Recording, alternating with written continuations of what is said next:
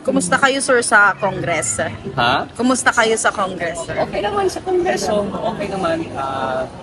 I would be lying if I didn't say na medyo nasaktan ako at nasasaktan pa rin sa mga nangyayari.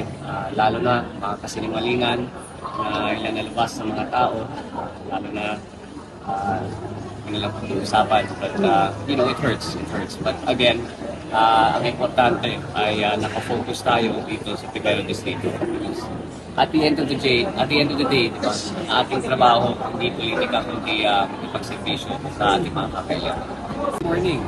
Para sa akin, for me, I have nothing to hide. If they want to question me, if they want to call me in, I will make myself available to them. How about si Pangulong Bongbong Marcos? Kumusta naman po siya?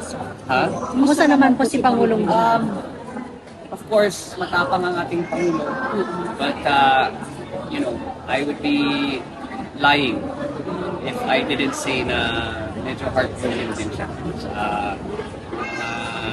naganap last week. So, he's trying to be strong. He is being strong. But, kita mo naman din. At medyo nakawa ko sa kanya. It hurts. It hurts. It hurts as a family. But we have to keep doing. And make sure that we do our jobs to the best of our ability. How about yung mga cousins po ninyo?